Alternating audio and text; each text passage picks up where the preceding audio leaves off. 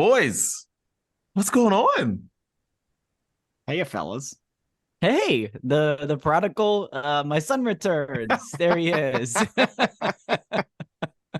Indubitably, I'm here. Chris, in I don't know, 20 seconds. Where have you been? I've been everywhere and nowhere at the same time, man. I've been getting ready for and now having 3 children. That's the long and short of it. Beautiful. Well, we're excited that you're back, and we're excited to talk about a lot of things today. But I have a couple very important questions to ask you that you missed out on during the brunch breakdown. I like this. Yeah, we've done this before. All right, I'm ready. All right, so I have to ask you this. What is your personal Aaron Rodgers moment? A moment that like you were so excited for, and then it just ended before it started. Oh my God. That's a really good. I now I remember that this was going to be a topic, and I wasn't on that episode. Ah, man. I feel like my love talking Aaron Rodgers, so we knew you were so hurt by that. Your boy. Listen, man, I don't want anybody to get like season-ending injuries. You don't wish that type of ill on people. I just wanted him to play the whole season and suck is really what I wanted. Like I wanted it to go. I didn't want it, I didn't want his season to end. I wanted him to live through a terrible season. I guess my mind goes to probably something sports related, right?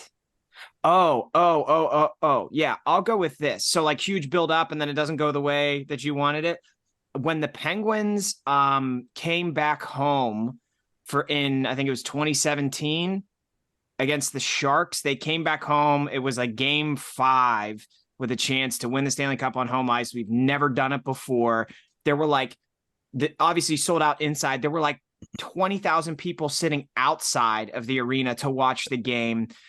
We come into the arena quickly. The Sharks go up 2-0. Everybody's like, what's going on? Like, this is not. And then the Penguins come right back, score 2 goals. And we're like, all right, it's going to happen. Everybody's good. And then the Sharks score another goal. No, nothing else happens from then. Everybody at the end of that game, just like, it really didn't happen. Like it was destined for it to happen on this day. It really didn't happen. And so then, of course, they go on the road. They win the cup the next game, which was still nice, but it was very, very bittersweet. Like that's the first thing that comes to mind for me. Huge build up, expecting greatness, didn't happen.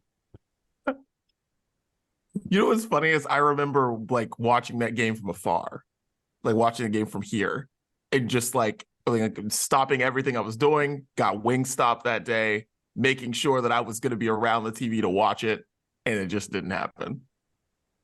Even the players, like in the documentary they do after they win the championship, they were all like, "Yeah, we can't believe it didn't happen."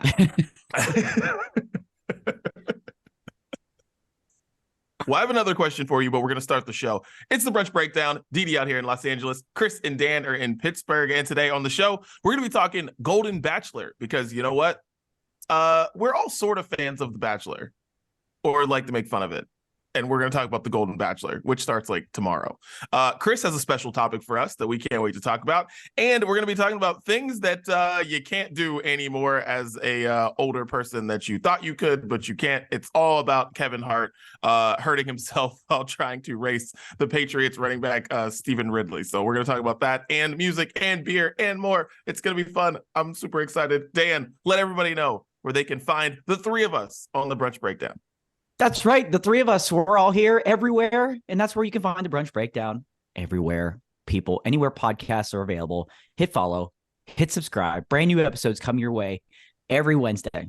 Okay. As long as you're doing that, that episode comes right to you as soon as it's ready. First thing Wednesday morning. Full video episodes are also available.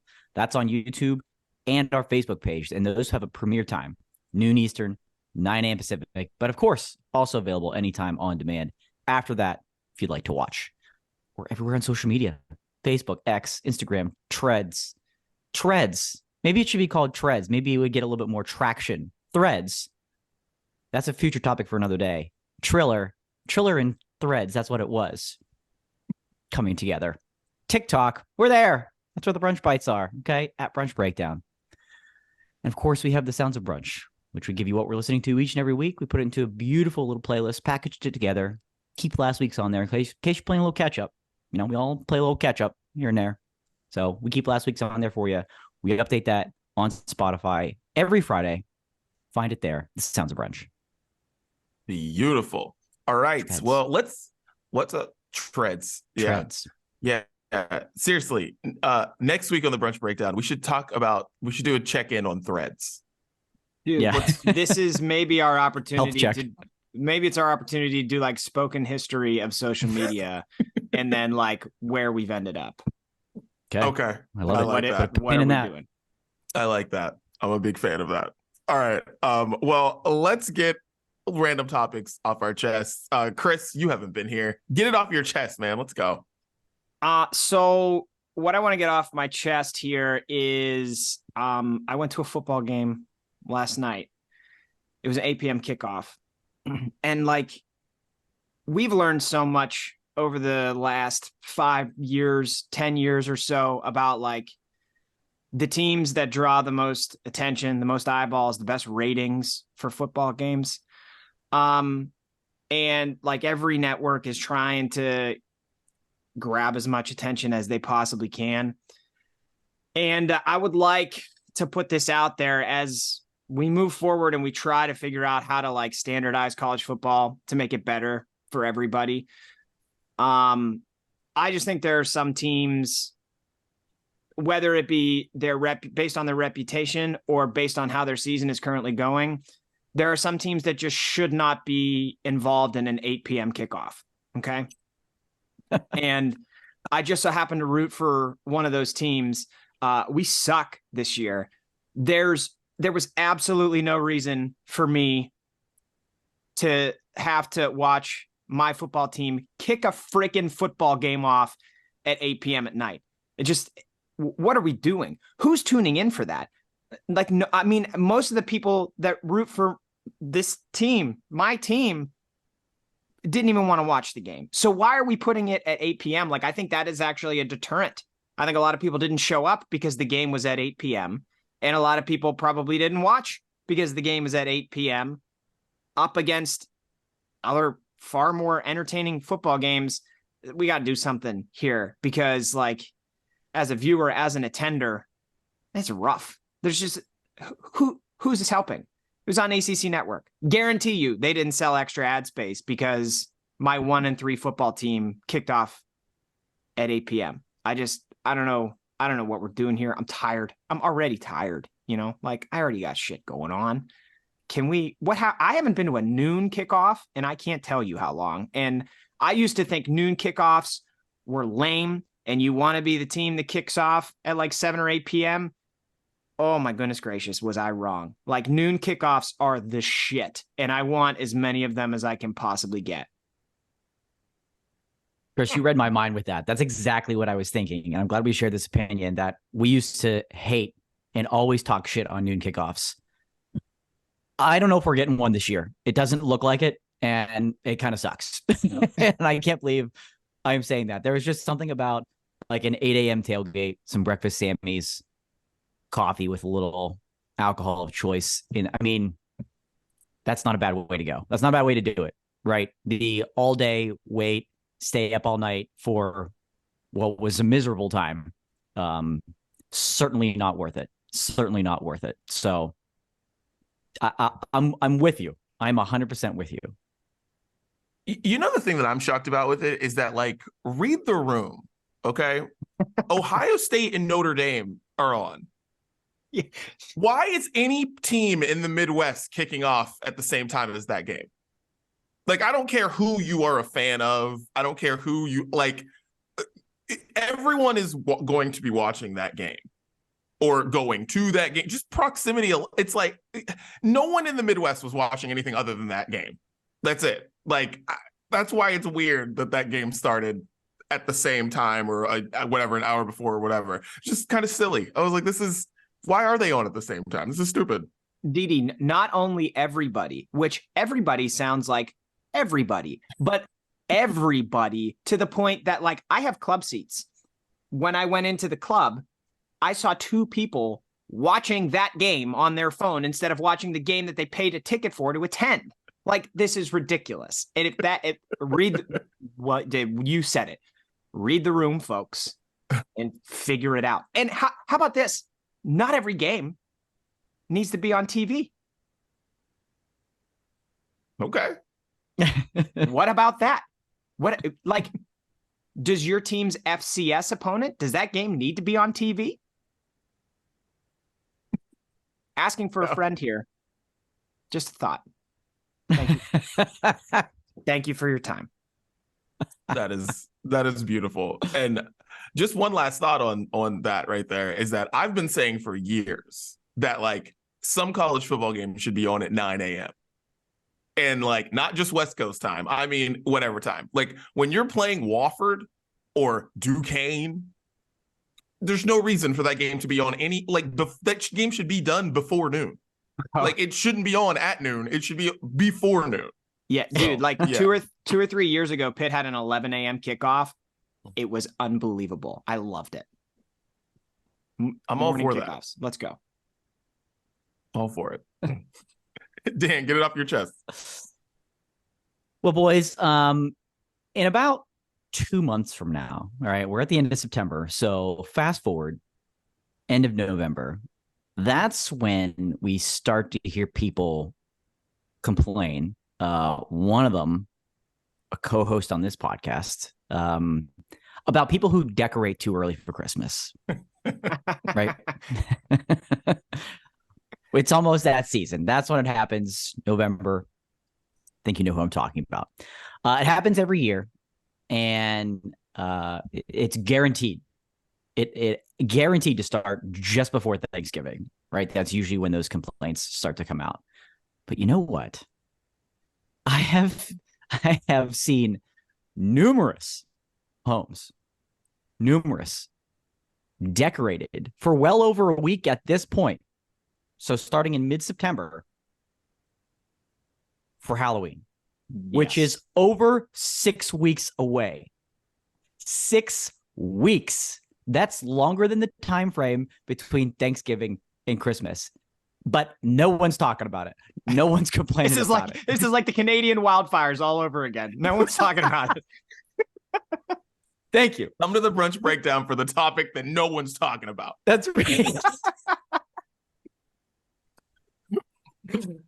We're here, the voice of the voiceless right here. Okay, let me tell you, decorating for Halloween before the actual start of fall, not the start of fall that we all consider the start of fall after Labor Day weekend, right? But the equinox, the start of fall, decorating for Halloween before that is just wrong. It's just wrong. It's just as offensive of a foul of people who complain about decorating for Christmas too early. Like September 15th, this house is like fully decorated for Halloween. Like seriously? A month and a half for Halloween? It's too much. It's too early.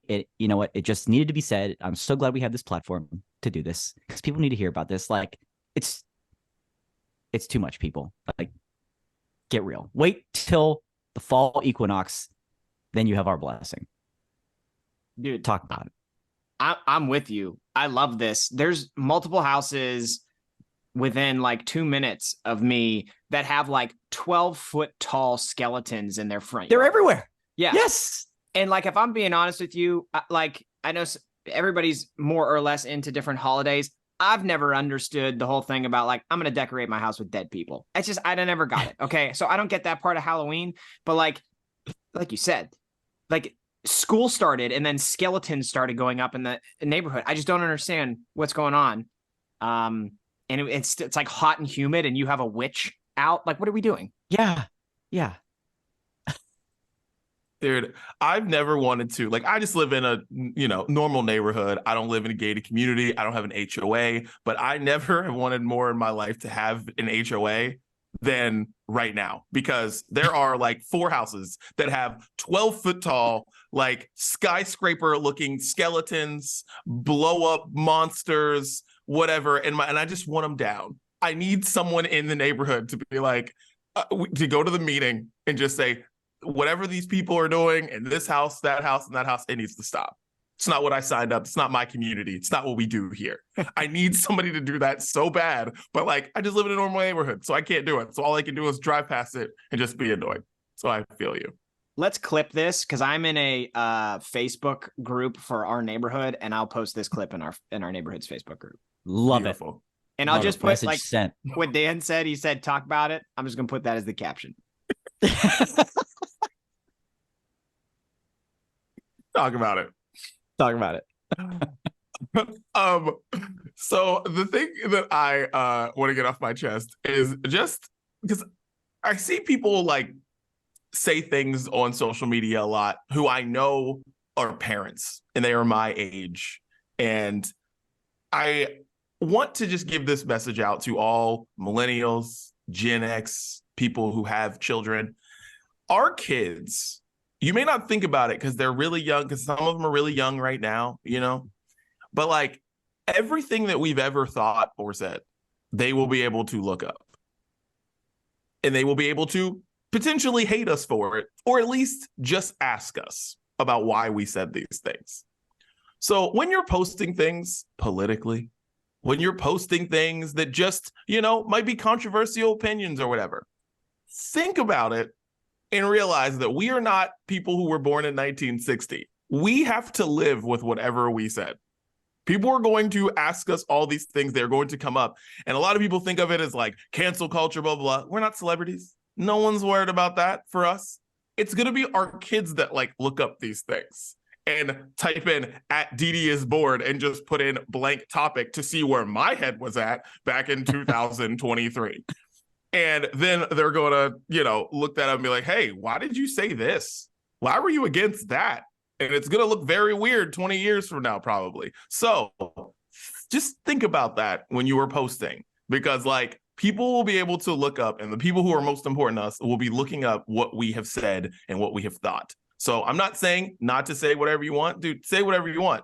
Just, it's not the same. Like we have no idea what our parents' thoughts were on, on gay rights in the 1970s. We have no idea. None of us will ever know that. We will never know that. But you know what? Our kids will know everything we thought about everything going on. So just think about that when you're posting on social media.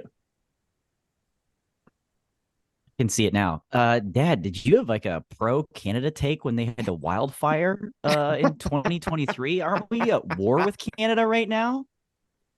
I don't think that sounds very good. Yeah, it's gonna be like, Dad, why does it say you with Uncle Chris and Uncle Dan that you said that you were for coronavirus? Like you liked it? Yeah, and it's gonna totally lack the context, right? Yeah. Yes. Right. It's not gonna be good. Didi, I've thought about this because I know you mentioned cancel culture. I've thought about this like basically like every time there's been an NFL draft since I've started having kids. Because every time there's an NFL draft, you see the guys going in the first round, and you know people are just like at home typing like this guy's name and then like racial slur. This guy's name, sexual slur. Like just trying to find shit on people. And they always find something. I think like Kyler Murray had some shit. Jake Fromm had some shit, whatever. And I've thought about that. So like, I just went on Twitter to see, or X, whatever it's called, to find out. It used to tell you how many tweets you've had. Now it doesn't say it, at least not on the mobile app. But I'm sure it's like over 100,000 of them. And really what I hope is just that like my kids aren't that bored that they really look far back into my Twitter feed. Because I've thought about deleting a bunch of tweets before, but then I even realized like back when we were younger and like the early days of Twitter, like retweeting was somebody copying what you wrote and pasting it and typing RT. So even if you like delete that tweet, somebody else has that tweet because they put it in their feed. So like it's a losing battle. But yeah, you gotta like not everything needs to be published. Nope. It used to be really hard to be published. Yeah, that's the truth. We were all fighting to be published at some point. Now everybody can. Right. But yeah, it's just it was just something that came into my mind, and whenever I was thinking about it, like in goofy things that we could like laugh our way out of talking about, but also like serious stuff. Like I saw someone like make like a a gay joke on Facebook, and I was like, what if your kid is like gay and sees that? Problem. Not Like, good. Yeah. Not good. Yeah, put the shovel aside. Yeah, it's like just don't publish. Well, let's get it off our chest now, guys. Let's talk some drinks here. I'm gonna go first here. I don't have mine with me because it's 6 o'clock in the morning, and that would be a problem if I did. So just future brunch breakdown, 6 o'clock in the morning. If I have alcohol with me. Sounds like a solution, my friend. Sounds like a solution. You're podcasting at 6 o'clock in the morning. Sounds like you need it. Well, what I have is 21 Seeds Cucumber Jalapeno Tequila. Guys, Okay. I don't drink tequila that much, but I will tell you, this shit is fire. I love spicy margaritas. I love jalapenos in basically everything, and I love jalapenos in my tequila. And my friend Jamie, she brought this over for as I guess a present to me for Mayhem's birthday, and I cracked this bottle open, and this thing is delicious. So 21 Seeds, cucumber, and jalapeno tequila. It is fire. Enjoy it, please. Nice. What's the spice level there on that one there, Didi? Is it pretty spicy? Just right. Just okay. right. Just right. Like I like it. It's not just like the taste, because a lot of things just put like the jalapeno like taste in things. No, you feel the bite like someone put a jalapeno in it, but it's not crazy, Dan. You'll be all right. Okay. You'll make it. I'm ready. You'll survive, I promise. Chris, what you sipping on? Currently coffee and Propel, but I won't talk about that. I'll talk about I had a beer yesterday at the football game. My wife's parents recently visited, and when they do that, they make a great migration of beer to our house, which I very much appreciate. They brought me a new hazy IPA from my favorite brewery, Raised Grain, called Galachucarillo. Okay, and it's called that because it has Galena, Chinook, and Amarillo hops. So they combine those together. The can, they like made up some mythical story of like a big like Sasquatch person called the Galachucarillo. Yeah. As far as how it tastes good. I drank it at a tailgate. I wasn't really paying much attention to the flavor palette, so I'm gonna go with it's pretty good. I mean, listen, that's like a 10 on the. That's like an 8 on the brunch scale. Yeah, is that an 8? Yeah, pretty good. Pretty good. Yeah. Chris, I have missed your beer ratings. It's so good to hear that again. There's nothing like them. Like I was drinking it, don't know what it tastes like, but my mom was saying it's good. I was playing cornhole at the same time. You know, what are you going to focus on, the game or the beer? You're like he's like, I was drinking it, didn't have 3 kids on my back. Tastes great.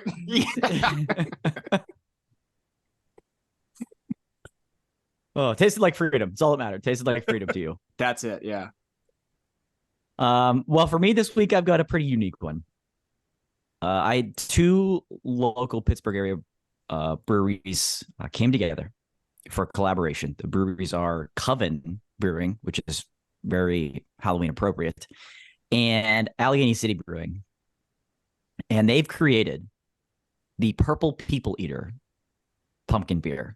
That's right. Let me repeat that one more time. The Purple People Eater pumpkin beer. This is a wonderful collaboration, brewed with pumpkin, cinnamon, nutmeg, ginger, and grape must. Grape must. Now, must you know what grape must is? Yes, I will tell you. I was waiting for a pun. That's great.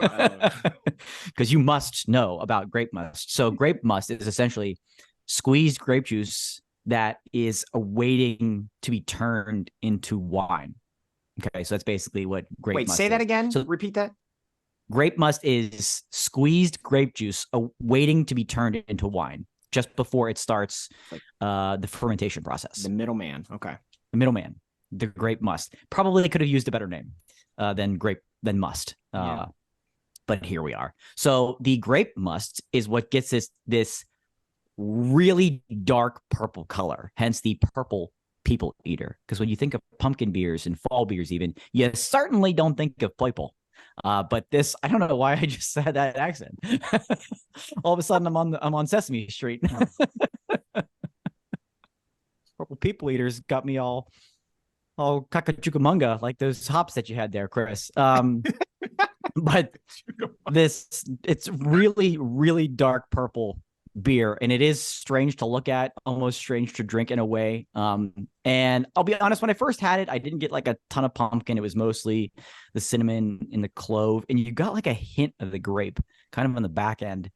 And it worked, but as I drank it, and almost the more it warmed up, it almost had this like stout element to it where you got more flavor as it got warmer. I don't want to say get warm, but it wasn't as cold straight off the tap. I started to get more and more of the pumpkin, and it's really enjoyable. It's pretty, I don't want to call it watery, but it's thin. So you can kind of drink it easily. Not heavy at all. 5.6 ABV. So the Purple People Eater from Coven Brewing, Allegheny City Brewing. It's just a delight. It's a wonderful time of year. I just learned so much about grape must just now. People drink this during Halloween in Europe or something. Oh, there you go. They call it young wine. Doesn't sound tasty. Well, makes sense, but yeah. No. Interesting. Grape must. Interesting. There you go. All right. Well, that's what we're drinking. Got a lesson. Cheers. Yeah. From all the things. All those Gallicachupa Haka hops. We got all the things. Jalapenos, grape must. Let's go. Great. All right. Straight out of Europe. That's welcome. That's why they call Pittsburgh the Europe of America. That's it.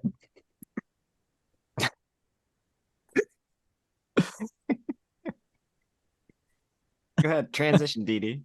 Figure that one out. Yeah. Good luck. You glad I'm back? I'm so happy you're back. Pittsburgh is the Europe. Little Europe. Good old little Europe. Yeah. Oh, little Europe. That's it. That's Pittsburgh from now on. Little Europe. Welcome to Little Europe. Chris and Dan are in Little Europe, and Dee Dee's in LA. My God. Okay, well, there is an ongoing writer strike going on in Hollywood right now, and director strike. No one's working, but you know who is working? Reality television, because those people all aren't union. Golden Bachelor starts tomorrow, and this is a show that's been talked about for a really long time, and I guess because of the strike, they were like, hey, we need something. Here walks in our man Jerry, 71 years old, and he is going to be choosing between over 20, I think it's 21, women between the ages of 60 and 75 on the Golden Bachelor.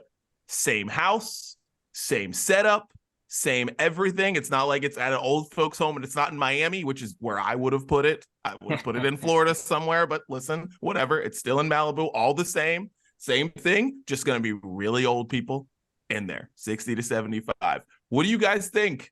Just Golden Bachelor hasn't started yet. What do you guys think of just the Golden Bachelor, guys? Jerry's 71, right? 71. He's 71. Yep. Are we a little late to be doing this? We a little late. We couldn't have picked somebody 65, maybe. You know, not wishing ill will on Jerry, but like the American male average lifespan is like 76, 77. So, you know, but he's a good looking guy. He's a good looking guy. I'll give him that. If I looked like that at 71, I'd be doing all the things too, but I want no part of this. It's like one of those things where you want to watch it because it's going to be weird. It's just going to be like a dumpster fire that you can't turn away from, but you wish you weren't watching. And that's probably how I'll feel. Yeah. My wife thinks it's icky. And I think mainly because she doesn't want to see old people making out. I'm more so like the show is going to be on TV in part because there's some drama to be had. And like, I just don't want to see old people having the same drama that young people have, because I want to have some hope that like later on in life, people just chill out, like just like relax. Okay. Especially for this show. Like you said, Dan, 71. These women are between 60 and 75, you said. Yeah. Like this is not going to be a long-term commitment. So just chill, right? It's not going, there's not like the desperation of like, I'm in my 30s and need to find the man to live my life with. No, like we're past that. Okay. So I know there's going to be drama, and I know I'll be pissed because I'm just like, why are you so upset? You've done this before. It's over. You're just looking for like a pal at this point, right? I don't know. I think the drama is going to piss me off.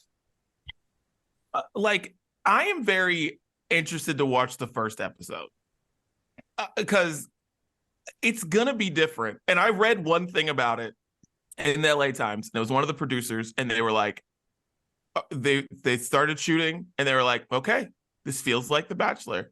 All right, another thing happened. The car pulls up, feels like The Bachelor. Women are coming in the house, they're drinking mimosas. They're like, it feels like The Bachelor. And then at one point they hear, toast to Social Security. And they're like, oh, this is different.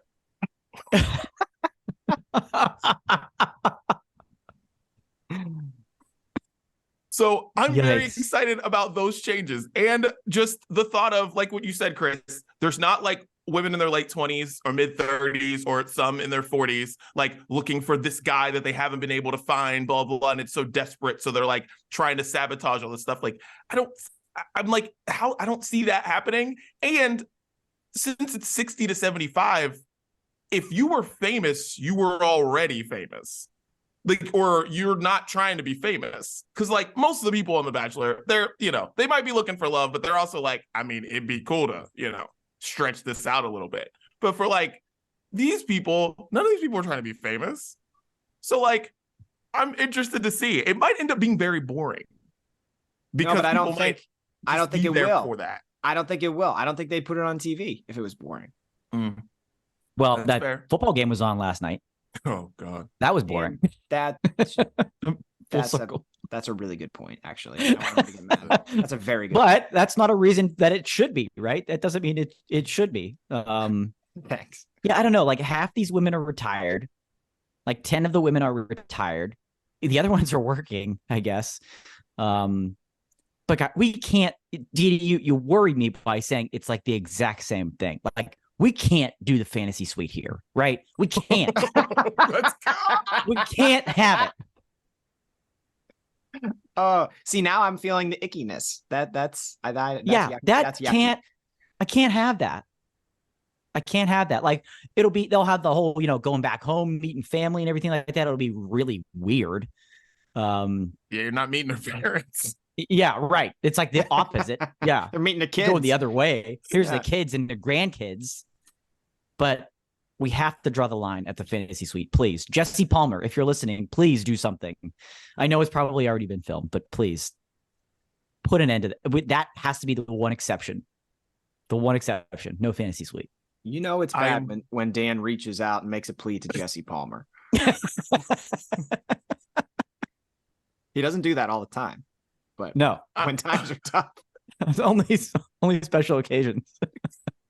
I am going to lose my mind if I hear. See, now I have reasons to keep watching this show. Like maybe I'll watch every other episode because I have to see if like he goes in for the kiss and like one of these women who have been around for over 60 years say, I don't usually do this on the first date.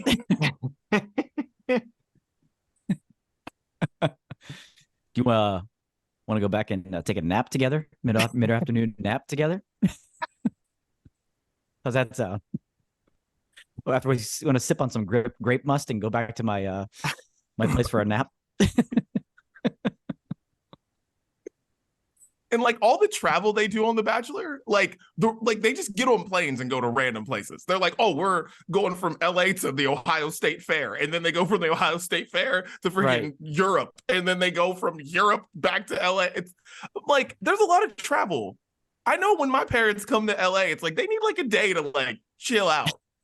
And I'm like, my parents are in their 70s. And I'm just like, how is there going to be a lot of travel on the Golden Bachelor too? I don't know if they're going to be doing the cross the world journeys. Just wonder how that's going to. I'm like, why is the rose ceremony? It's still sunny out during the rose ceremony. Why are they doing this so early? Oh.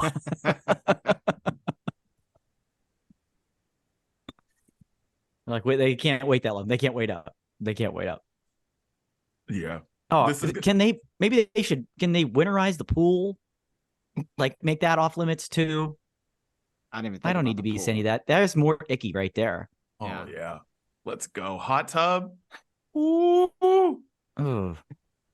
I see, now I can't wait. I'm happy we did this because now I'm ready. See, now you have Golden to watch. Bachelor. I'm in. We all should watch the first episode, skim through it or something.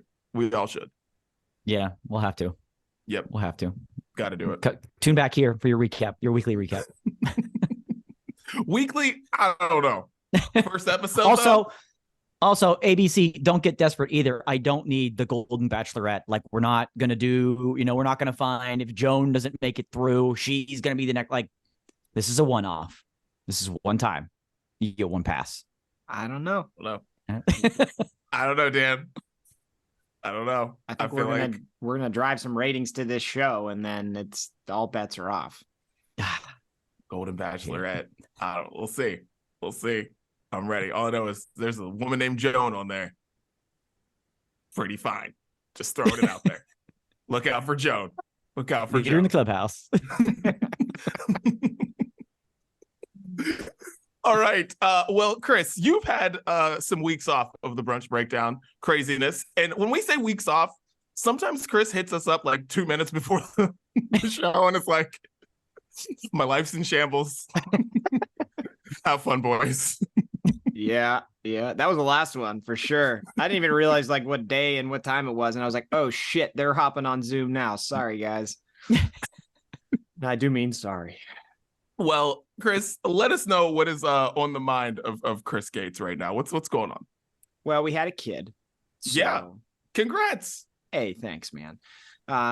So what I wanted to share here is the birth story of our daughter, our third daughter, because I think, like you guys know, as time goes on, you have these stories that you tell, and like the longer time goes on, some of the details get lost. And I just want to document this story in one place so I can listen back on it and remember how batshit crazy my daughter's birth was. Okay, so here's what happened. We're in the hospital doing the thing, right? Okay. Oh, and I'll preface it with this. I had, like, before we ever had kids, had, like most people, only ever seen the Hollywood version of it, right? Where it's like water breaks, boom, everybody get the bags, get the car, rush to the hospital, have the baby, it's over, it's crazy, everybody's screaming, it's this high-paced thing that, you got to be really super ready for and scared of. And for our first two daughters, it was like, honestly, a pretty chill experience. When the water breaks, you don't really have to rush all that quick. You got to get there, right? But you just get your stuff together, get to the hospital. You're probably going to sit at the hospital for like 12 to 16 hours before the baby gets there. And for our first two daughters, Katie like took a nap and then woke up from the nap, and the doctor was like, "You're about to have a kid." And then she had the kid. Like, it was super chill. Okay. So we were kind of expecting that to happen this time around, only we got the Hollywood version of it. Okay. So I'm excited to say now I've experienced all angles of how kids arrive in the world. So we got to the hospital. That was like regular run of the mill. Okay. And as you go along, like Katie's contractions started getting more intense. So we went to have the epidural, and that's the thing that, like, helps numb a lot of the pain, make it more comfortable so you can have baby. Only they did it wrong and it didn't work. Okay. So Katie was feeling like an insane amount of pain and doing the screaming thing, right? That happens in Hollywood, grabbing my hand, slamming my hand on the side of the bed. It was like pretty intense. So the epidural didn't work. Then they came in and this guy was like, "I'm going to fix it. I'm going to make it work." He did something, still didn't work. And Katie's screaming. It's us and our nurse in there. She's screaming like the baby's about to be here. Like I swear it's like it's coming. It's coming out of me right now. And the nurse goes over. She's like, okay, let me just like check. Let me just make sure. And she goes over to Katie. And she's like, oh my God, you're about to have a baby. So she runs behind the bed, smashes this button that apparently is like a call to everybody in the hospital, like, get to this room now. Somebody has to deliver a baby. All these people rush in, and with 2 pushes, we had our baby girl. But it was the most intense experience. Like, it's so hard to describe. And there were so many more details along the way with, like, you know, the doctors checking Katie and saying, like, you still have a while. And then, I mean, it turned out they were wrong. Like, they came in at one point and said, like, you still probably have a while. So we're going to keep working on the epidural to get it to work for you. And then 10 minutes after they said that, we had a baby. So it was like this crazy intense scenario.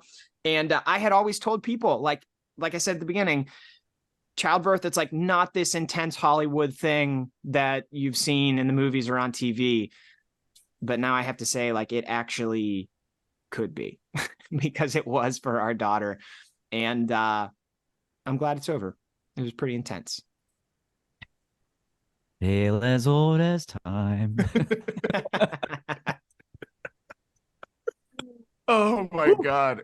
Yeah. I will say it is funny how, like, childbirth is very boring, but there are those times where it happens like that. Like, it is not like it is. And I feel like most people think that. And honestly, it wasn't until we had because we did this class because I knew nothing about anything. And I was like, and I was more worried about, like, finding where to park in this huge ass hospital that we go to than I was anything else. And when we're there at this class, they were like, okay, when the water breaks, you call your doctor, and then you may not even have to go to the hospital yet.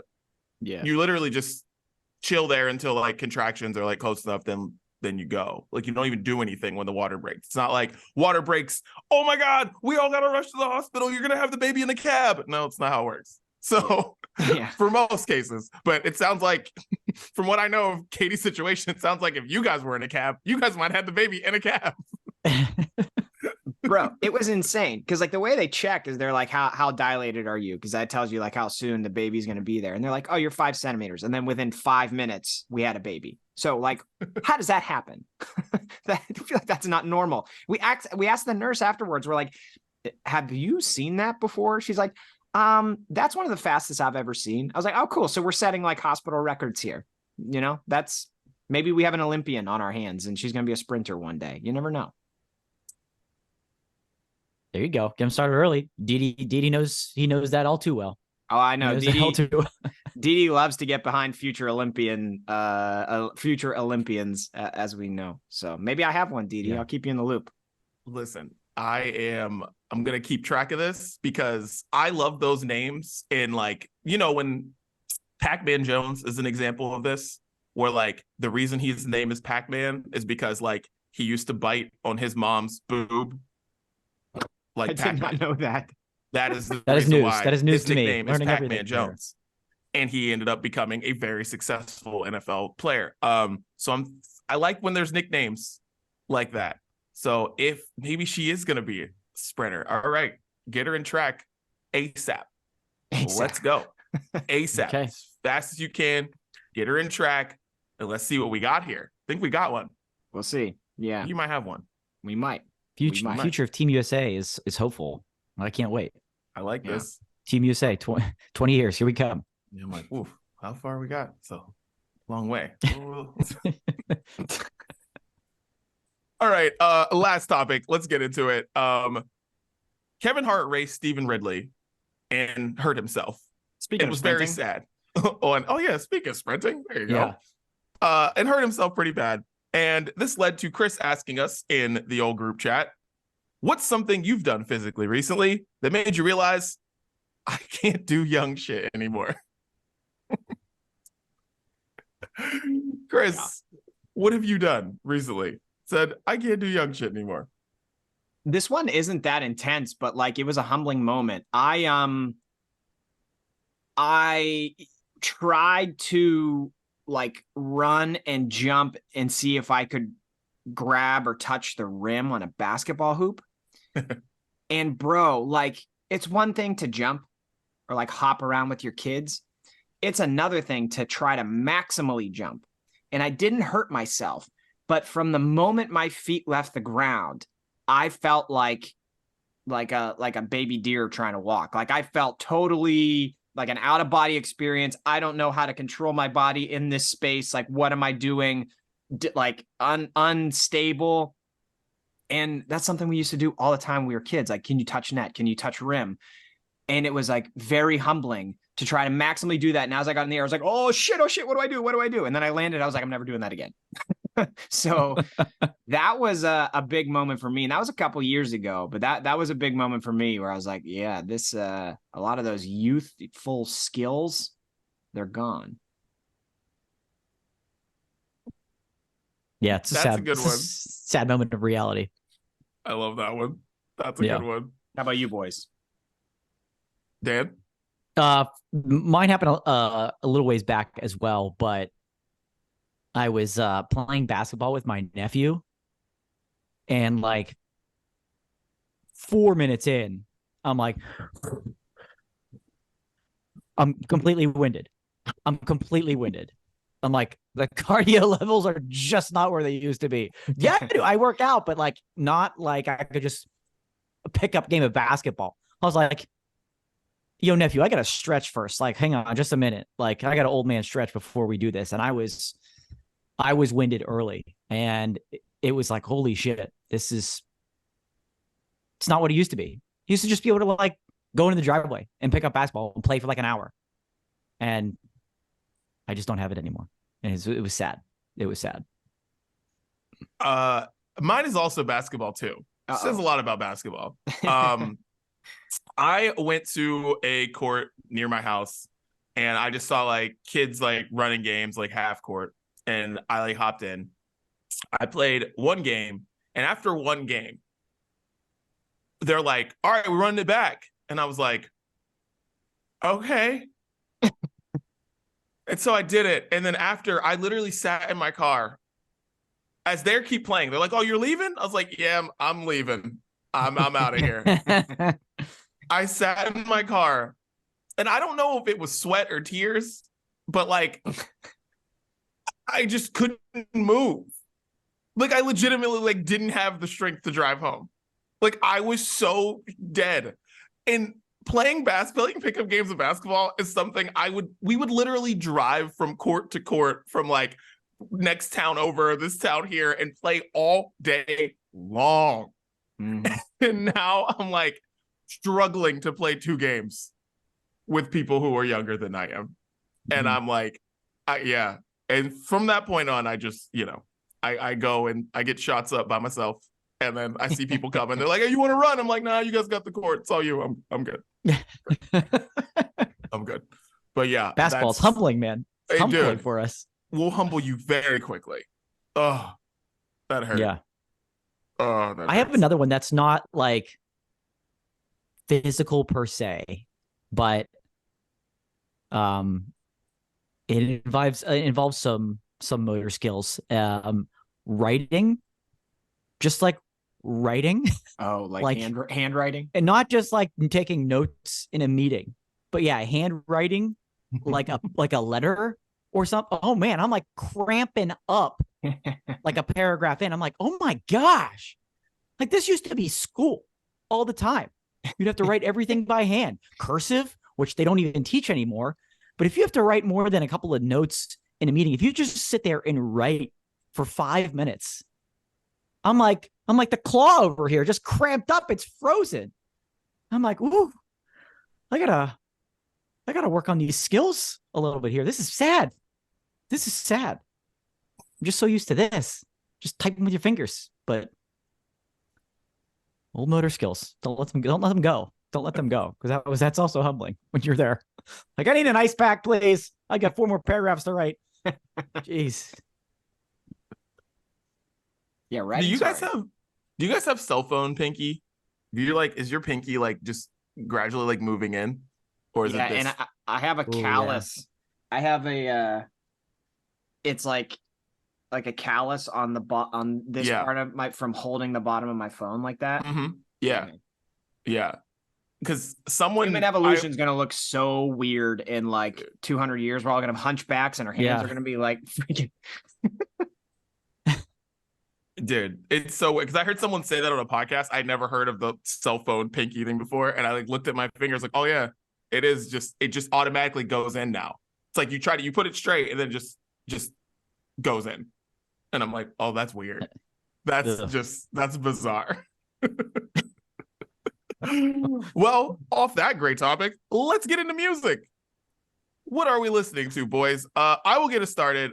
We talked about Teddy Swims last week. Teddy Swims album's out. I finally got a chance to sit with it because I was in my car a lot this week. And whew, yeah, Suitcase yeah, is my favorite song on the album. There's a 3-song stretch on this album. You Still Got Me, Suitcase, and Flame that I'm like, whoa. Those 3 songs are awesome, but Suitcase is my favorite song on this album. And Teddy Swims. Shouts to the guy. Teddy Swims. Teddy, our boy. It's carve yourself out some time and just listen to that thing front to back. That album. It's amazing. It's amazing. When 10 songs, 30 minutes. Easy commitment. Easy. When Katie is on leave after we have kids, she watches a lot of Hoda and Kathy. Is that Hoda? Oh, and whoever, yeah. whoever Gosh. Yeah. Hoda. What's it? Hoda and Jenna now. But yeah. I don't know. Yeah, but he was on that show and he did a live performance and it was incredible. Shout out to Teddy Swims. Shout out to Hoda too. Why not? Dude, he's perfect for that. Dude, that show is so. Dude, that show's fun, man. Bro, they have a studio audience outside, and like one day they just gave away a year's worth of Grubhub to people. Like, just go to New York, go to this show. You're gonna get shit. Kelly Clarkson performed the other day. We gotta go. That show's so fun. Like, shouts to Could Hoda she and be Jenna. on less TV shows? Kelly Clarkson? Like, what the shit? Yeah, man. She's more famous. She was on American Idol. She's Like, more famous now than when she was actually famous. If that makes any sense. Yeah. 1,000%. Oh, I don't get it. I don't understand. I talk about some things that shouldn't be on TV. This is literally this whole episode. I'll get a lot of flack for that one. First one up for me. I'm sure I'm stealing this from all 3 of you. And I don't care. Blink-182. One more time. Like, holy shit. It really gives you that kind of old school Blink-182 sound. And like there's genuine, real, true emotion in the lyrics. It's very happy and sad to listen to at the same time. And the better news of it all is that we've got the album is coming. The album is finally coming. Watch the video, listen to the song over and over again. I'm sure you two have some words on it as well, but I know we all probably had that on the list for this week. Blink-182, baby. Yeah, man.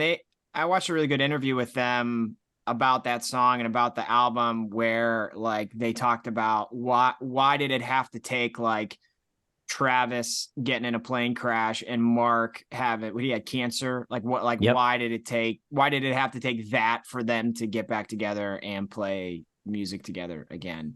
So it's kind of like a, maybe not to those extremes, but everybody has those moments where it's like, why did it take like this for me to have to reach out to somebody? Like, it was pretty interesting. Mm-hmm. Yeah. For sure. It's weird. Yeah. But no, I like the song. But yeah, it's weird. I saw that too, and I was like, that's an interesting way to think about things. But yeah. I have 3 songs, all from an artist called Kid Quill, and I'm gonna be honest with you guys. I totally missed this album. It came out, I think, the beginning of June, but it's amazing. So it's like relatively new album. It's called Good People. There's a song. I think both of you would really, really like this album if you haven't listened to it. I haven't been on the podcast. Maybe you guys have even talked about it. I don't know. But throughout the album, there's like some songs that like kind of feel like Chance the Rapper. There's some songs that kind of feel like Big Sean. There's like some Drake vibes to it. And his previous one of his previous mixtapes he put out, like, I'm actually going to put a different song on the playlist as well. He talks about a lot of the artists from like our generation that he really loved, like T-Pain and Yeezy and Chingy, and like all these people. And it's kind of cool because he has some of them on this album featured now. So I really think you guys would like this. It's called Good People from Kid Quill. That's the album. The song I want to put on the playlist is called 90s Kids. It's very nostalgic and it's got a great beat and it's very catchy. Yeah. So that's my first one. Nice. All right. So this, if you've seen these two girls just like running through your TikTok feed or your Instagram reels or something, singing this song called You Wish in this really cool way. If you haven't seen it, I mean, I go check it out. It's really cool. But anyways, their song You Wish is really good. And they got a remix that just came out, I think a week ago or 2 weeks ago with Missy Elliott. And Missy Elliott's verse is awesome. And it's so good. And she's in the video just doing Missy Elliott things, changes outfits like 20 times it's somehow in 16 bars. And it's awesome. And it's just great. But You Wish, Flyana Boss featuring Missy Elliott. Go check it out. Like that. Next up for me, no stranger to the sounds of brunch or what we're listening to, Holly Humberstone released a new song last week called Into Your Room. And it's a little bit more, dare I say, dancey type of beat occasionally in the background of this song than we've heard from Holly Humberstone before. And it's really catchy, and I really dig the sound for her. I don't know if it's necessarily what we're getting from her in the future, but I like kind of a little bit of change of pace from Holly Humberstone. She's got a great voice, great lyricist as well. And like I said, it's been a little while, but she's been on Sounds of Brunch before. Really, really talented artist. So Into Your Room by Holly Humberstone. Sounds like a Skunk 11 song. Your Room? Oh, familiar. By the way, I'm actually texting you guys my songs now because here's the thing. We record this.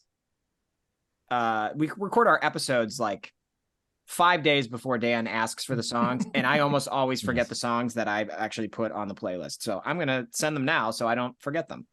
This is a great tradition. I'm fully on board with this. I always have to go and listen to the podcast and then send down the songs. Yeah, dude, it's hard to remember. Really? Then so much new music comes in, and you're like, "What was I listening to last week? I don't remember."